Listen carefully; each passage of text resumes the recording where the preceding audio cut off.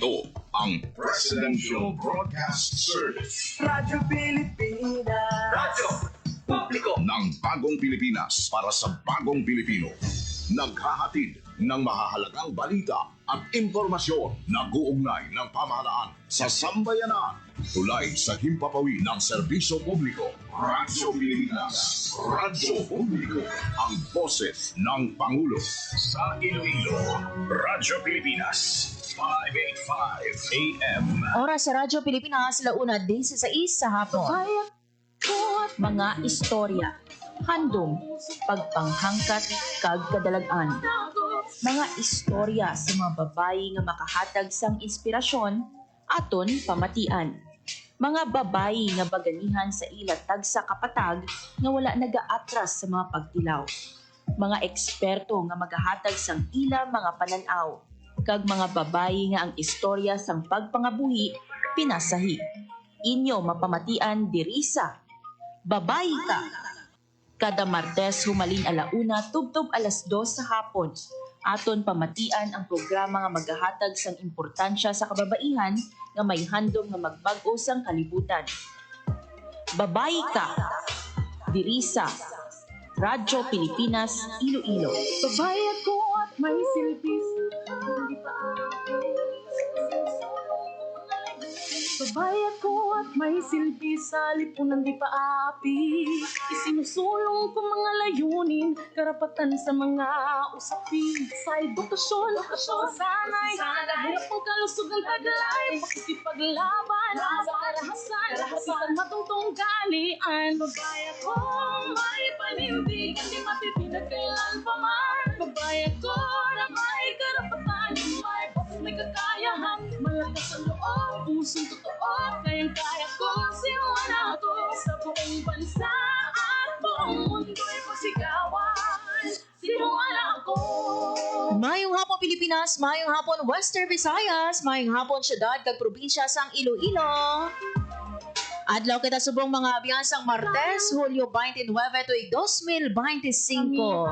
Mekanismong dulot ay pagunlad sa kabay. Sa kinaandan mga biyan ako ang inyong alagad kada Tuesday, Marian Grace Erenyata, and welcome mga biyan diri no sa aton nga programa Babayi Ka.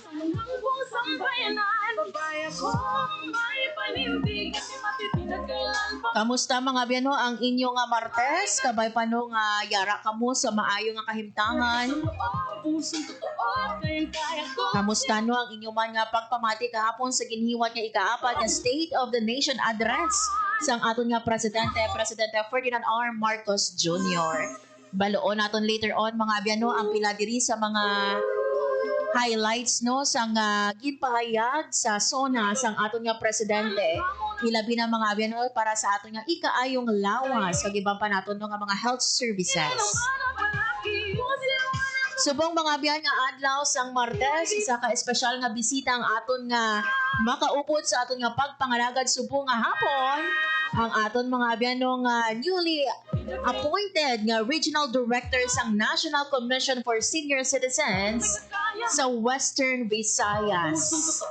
I believe mga biyan ready na agud nga magpakigbahin sang iyaman nga istorya. This is not the first time nga kaupod naton or makaupo naton no diri sa aton nga programa Babayi Ka ang aton nga bisita. Last time mga biyan nag-istorya siya sa aton no sa mga programa for senior citizens sa province of Iloilo. This time mga biyan makaupo naman siya naton liwat. This time mga biyan no sa regional level mga recently no naghiwat mga biyan no sa oath taking ang mga bag-o naton nga mga regional directors all over the Philippines, ang NCSC. Kag isa siya mga biyan no sa naghiwat man sa oath taking mga biyan yari sa atong piyang kaninya ang aton nga bag-o nga appointed nga regional director sang National Commission of Senior Citizens o kon NCSC for Western Visayas, si Ma'am Rara Ganson. Ma'am Rara, good afternoon sa iman. Welcome back diri sa Radyo Pilipinas Iloilo. Yes, Miss Marian, may hapon, Gid. I'm so happy to be back. Thank you, Gid Radio Pilipinas, for this opportunity. to be your guest once again. Yes. Ma'am Ra, first of all, congratulations no sa sinini mo nga bag-o nga katungdanan no. Last time di pa mangkot ikaw no kung what's next for Ma'am Rara, and ini Ma'am Rara no, it came for us no sa surprise man ang imo nga pag pungko bilang regional director, but tell us about Ma'am Rara no sa sini nga bag-o nimo nga katungdanan no bilang regional director sang NCSC Western Visayas. Ano ang mangina direksyon sang imo Ma'am Rara no nga pagpangalagad or ang imo nga direksyon no bilang regional director?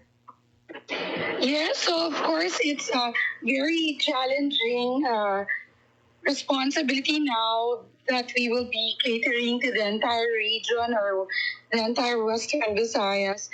Nevertheless, very close sa atong tagipusoon ang mga senior citizens kag just like ang maswerte sa aton, or we are lucky enough na we have been handling already the said program sa probinsya. So hindi man gid siya muna kabudlay. Of course, ang medyo challenging na di kay wider scope. Yes. Nevertheless, kita lang atong trabaho kaya gid. So kita ni ang regional office will be the one that will implement no the laws, policies, kag rules nato no sa NCSC, kag rules and regulations within the responsibility of the commission in the region. Tapos kita man na mo-oversee syempre sa implementation sa mga programa kag projects sa commission. Papanawag diri sa aton. So later share ko sa imo ang mga duwa ka banner program na naga-implement na actually even if I was not able, when I was not with the NCSC yet. Okay, so kita ang mag-undertake ang technical kag administrative supervision over the region, tapos ma-supervise syempre, kag mag-conduct sang review, no, kag evaluation sa mga plano, kag mga programa nga pagapanahugon nato na rin sa national office. So, Miss Marianne, ma-share ko may duwan na kita na dan kay existing banner programs nga nasuburan na implement diri, no? So, para hindi ma-confuse ang tanan, ang social pension naton, magapabilin sa gihapon sa DSWD regional offices naton. So, ang ara sa National Commission of Senior Citizens, amo ang ginatawag na ECA o kunan ang Expanded Centenarian Act na may ara sa cash gift para sa aton ng mga pinalangga nga seniors nga nag-turn sa ilang milestone age na kalabot sa 80, 85, 90, 95. So in the amount of 10,000 pesos ina. Yes.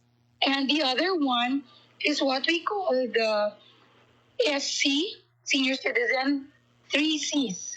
No, SC 3C. So ang tatlo kasi among Community Care Center. Okay. And sa bugos ng Pilipinas, 13 pa lang ka mga kabanwahan na mayara. And I'm very proud to say, sa mula pa kita nakahalin sa NCSC, nakaumpisa na kita sa province of Iloilo, kagini among makitaan sa Banwa sang Kabatuan. So as the focal person of the province, I was able to get a certain budget from party list congressman for senior citizens in the person of the Honorable Rodolfo Pongordanes, the amount of 5 million kag pagkakita ko no sang disenyo sang SC3C, gilayon ko nga naibalaan nga ma-upgrade si Kabatuan sa ila Senior Citizen Center. So dito natin ginahatag kay ready na sila. So this September, they're going to launch their first ever SC3C in Western Visayas, which makes us the second in the entire country to have. Kay nag-umpisa una sa Cebu, sa isa ka Banwa, Miss Marianne, sa aton diri kitang second. Tapos nagsunod naman ang iba ng mga kabanwanganan sa Guaman niya sa Western Visayas. So, it's a one-stop hub nga